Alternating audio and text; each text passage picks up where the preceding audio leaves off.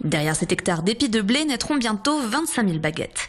Entre les champs et les boulangeries, la filière régionale du blé s'organise autour de 13 700 emplois. La filière céréalière elle est organisée à travers les coopératives ou les négoces, qui sont nos fournisseurs de matières premières, des semences.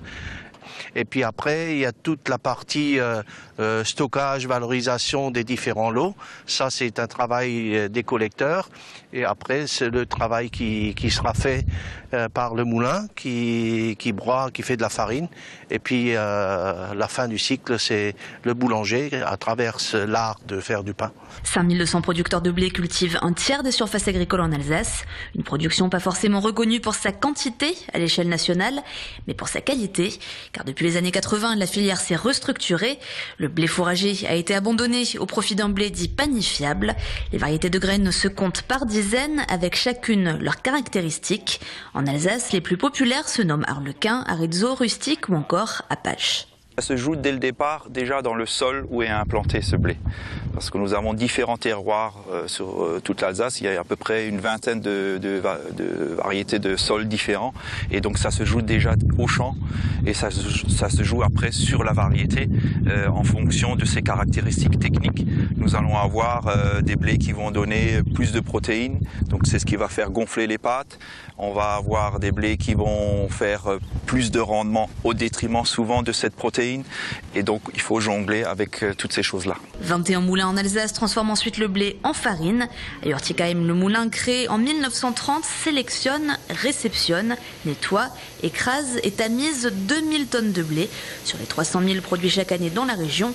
Au final, 1500 tonnes de farine sortent de ces meules chaque année. Nous choisissons exclusivement des variétés de blé déjà cultivées localement, autour de chez nous, on va dire maximum 100 km, directement de chez les producteurs très souvent.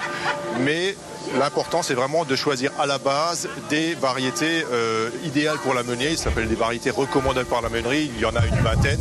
Mais ici, sur le territoire alsacien, on se base plutôt sur une bonne dizaine qu'on mélange après pour avoir une farine vraiment de très haute qualité.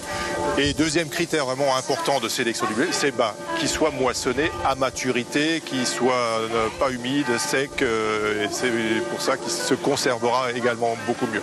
50% de la production du moulin est ensuite transformée dans les boulangeries artisanales de la région. Parmi elles, celle de Nicolas Holland à Cronenbourg. Il en utilise 2 tonnes chaque semaine pour ses pains. Et pour le pain blanc, c'est exclusivement l'Alzepi, une farine issue d'un mélange de blés locaux spécialement conçu par et pour les boulangers. Pour faire du bon pain, il faut une bonne farine. Une farine où on cherche justement une mi-crème alvéolée. Et donc là, la qualité de la farine est déterminante pour ça. Encore quelques jours de maturation et la moisson 2014 pourra commencer.